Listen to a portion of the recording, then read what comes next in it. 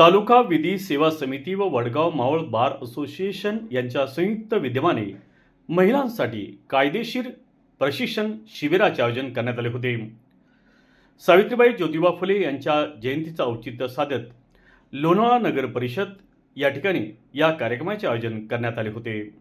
यावेळी कार्यक्रमाची सुरुवात दीप प्रज्वलन करून करण्यात आली। सावित्रीबाई फुले यांच्या प्रतिमेला मान्यवरांनी पुष्पहार घालून कार्यक्रमाची सुरुवात केली।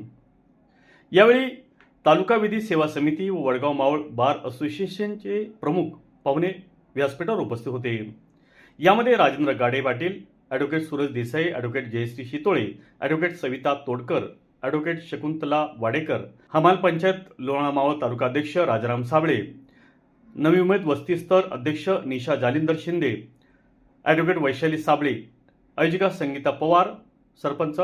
त्याचप्रमाणे यामध्ये आशाताई यांनी छोटी बालिका सावित्रीबाई फुले यांची वेशभूषा धारण केली होती। या प्रसंगी मान्यवरांचा सत्कार आणि मान्यवरांचे मार्गदर्शन भाषण करण्यात आले। महिला बचत गटांसाठी लकी ड्रॉ ही घेण्यात आला होता। यात एकूण 16 लकी ड्रॉची कुपन देऊन महिलांना मान्यवरांच्या हस्ते सन्मानित करण्यात आले।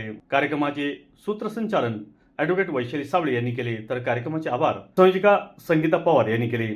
सदर कार्यक्रमासाठी मावळ तालुका लोणावळा परिसरातील महिला मोठ्या संख्येने उपस्थित होत्या। पाहूयात या कार्यक्रमाची छोटीशी झलक।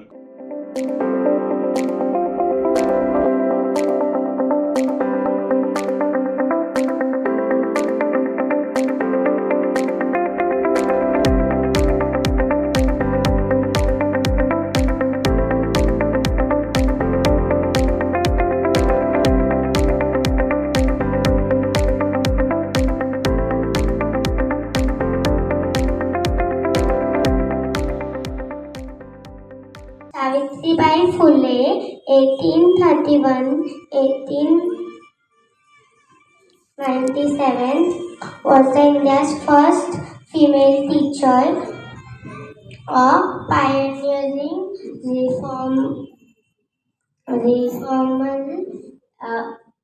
social reformer, a poet who, alongside her husband Jyotirao Phule, Mahatma Jyotirao Phule, championed women's information and rights, opening the first school for girls in Pune in 1848, becoming a symbol for Indian feminism and Indian. 1831 रोजी सातारा जिल्ह्यातील नांदगाव येथे झाला। त्यांचा विवाह वयाच्या अवघ्या 9व्या वर्षी ज्योतिराव फुले यांच्याशी झाला। त्या काळी स्त्रियांना शिक्षणाचे दार बंद होते, परंतु ज्योतिराव फुले यांनी सावित्रीबाईंना शिकवले आणि एक शिक्षिका म्हणून तयार केले, जिच्यामुळे शिकली दीनदुबळ्यांची मुले ती ज्ञानदाती ती क्रांती ज्योती सावित्रीबाई फुले। शिक्षणाच्या स्वर्गाचे दिवे उघडलेदार तीच सावित्री आज जगाची शिलेदार। समाजाला जिने दिली ज्ञानाची सावली, धन्य ती क्रांती ज्योती सावित्री माऊली। महाराष्ट्राची दिव्य ज्योती ओवाळू त्यांची आरती, नमन माझे सावित्रीस आज आहे त्यांची जयंती। आज आपण सर्व ज्यांच्यामुळे इथे जमलो आहोत अशा महान महिला शिक्षिका समाजसेविका यांना माझे त्रिवार वंदन। जुन्या रूढी परंपरेनुसार स्त्रियांना चूल आणि मूल या कक्षेतच राहावे लागत असे, परंतु सावित्रीबाई फुले यांच्या प्रयत्नांमुळे व त्यांनी शोषलेल्या हार अपेक्षामुळे आज प्रत्येक स्त्री प्रत्येक क्षेत्रामुळे अग्रेसर झाली आहे व प्रत्येक क्षेत्रात उज्ज्वल असे यश मिळवले आहे। आज या दिवशी आपण एकच निर्धार करूया की सावित्रीबाई फुलेंनी जी दिशा दाखवली आहे त्या दिशा उज्ज्वल करूया। धन्यवाद।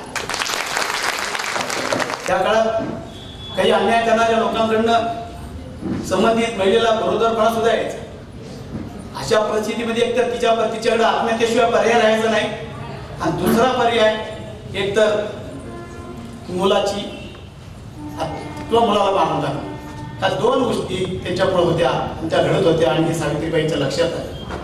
आणि मग त्यांनी हे सगळं करत असताना त्यांनी स्वतःच्या घरामध्ये संबंधित महिलांसाठी अत्याचारित महिलांची एक संस्था स्थापन केली आणि त्यात त्या महिलांना संरक्षण मिळावं म्हणून तो प्रयत्न केला.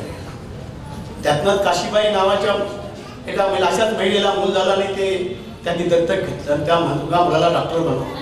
ते जे का सांगतोय की या सगळ्यात तुम्ही अभ्यास करा की या परिस्थितीत त्यावेळेच्या काळानुसार, त्यावेळच्या परिस्थितीनुसार, त्यावेळच्या जाती व्यवस्थेनुसार किती वेळा आजही ती जाती व्यवस्था नीटपणे समजून घेतली तर आजही आपल्यात नाही असं आपल्याला म्हणता येणार नाही.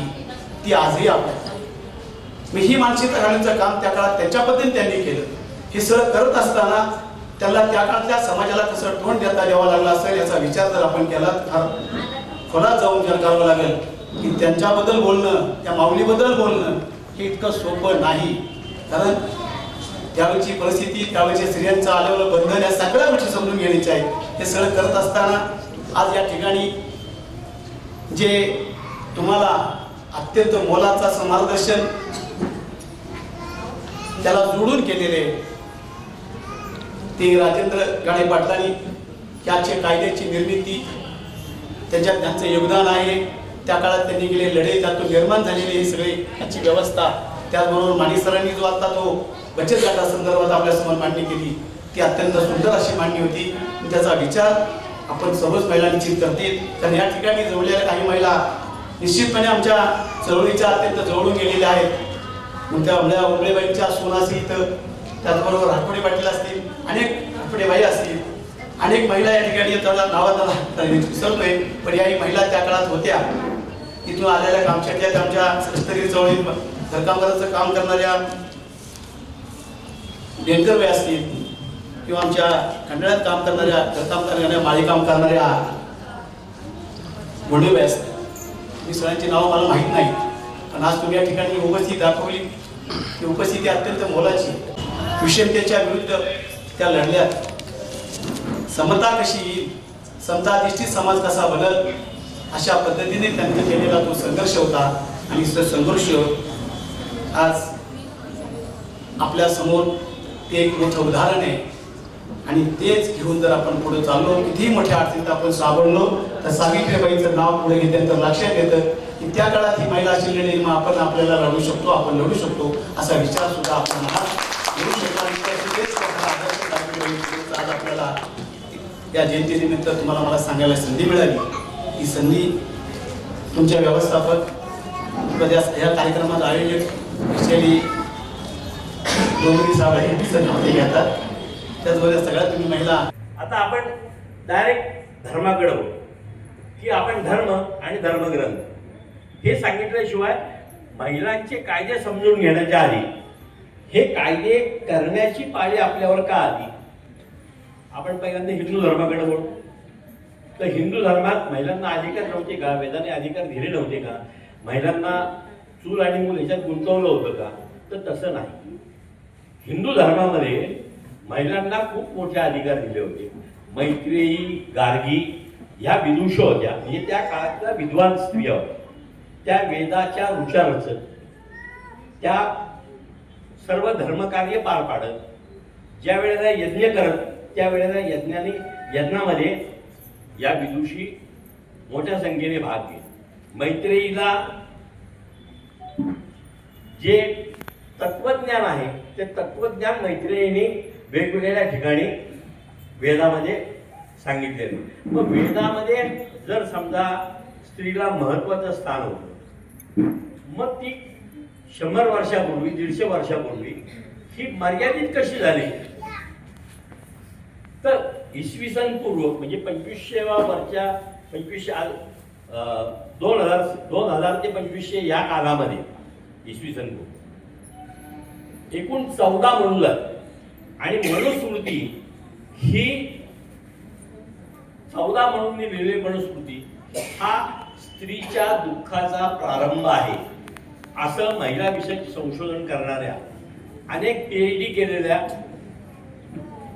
जे डॉक्टरेट मिळाली त्यांनी लिहून ठेवले. तर मनुस्मृती हा स्त्रियांच्या दुःखाचा प्रारंभ आहे.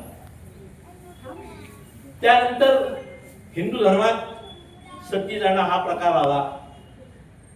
मग सतीची चाल बंद करणं, त्यासाठी राजा रॉय पुढे आले, ब्रिटिश पुढे आले, अनेक धर्मसुधारक पुढे आले. मग कर्वे, आगरकर हे पुढे आले आणि त्यांनी त्या चाली बंद करण्यासाठी त्यामध्ये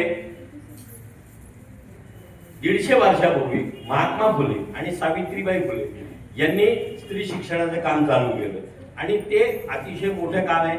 आज इथं आम्ही मंडळी जी शिकतो, आमच्या मुली शिकतात, आमच्या नाते शिकतात, हे केवळ सावित्रीबाईचं योगदान आहे. आता आपण हिंदू धर्म सोडून आपण दुसऱ्या धर्माकडे बघू की हिंदू धर्मामध्ये अतिशय म्हणजे प्रागतिक विचार हे वेदकाळात होते, परंतु मनुष्या काळामध्ये हिंदू धर्माच्या स्त्रियांना मनुने पायामध्ये बेड्या ठोकल्या आणि शिक्षणाला, त्यांच्या व्यवहाराला सगळ्याला बंदी आहे. माहिती माननीय व्यासपीठ मान्यवरांनी खूप छान पद्धतीने आपल्याला सांगितली, तर मी ती डबल रिपीट नाही करणार आहे. मला एवढंच सांगायचंय, सावित्रीबाईंविषयी एवढंच बोलायचंय. सोसिले अनंत यातना, यातना शिकविले तिने स्त्रियांना, धन्य धन्य होतो आम्ही थोरवी तिची गाताना. तुम्ही ज्या प्रकारे तुमचा प्रकल्प उभा केला तसं तुमचं मार्गदर्शन आम्हाला हवंय आणि आम्हीही त्याच जिद्दीने पुढे जाऊ. माझ्या मैत्रिणी म्हणजे मी असं म्हणते की तुमच्यातर्फे मी बोलते की तुमच्यामध्ये पण हा उत्साह पाहिजे की नाही, सरांनी जसं तिथं तयार केलं तसं आपल्याला लोणावळ्यात तयार करायचंय. चिक्की म्हटलं की लोणावळा चिक्की आणि लोणावळ्यातील फेमस नवरत्न चिक्की.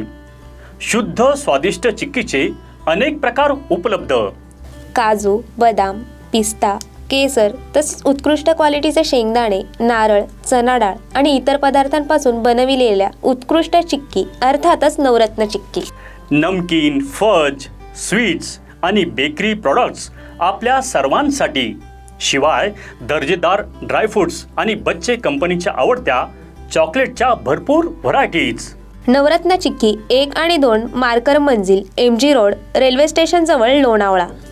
मावळ तालुक्यातील ताज्या घडामोडी पाहण्यासाठी मावळ वार्ताच्या यूट्यूब चॅनलला सबस्क्राईब करा. तसेच बेल आयकॉन बटन दाबायला विसरू नका व फेसबुक पेज फॉलो करा. धन्यवाद.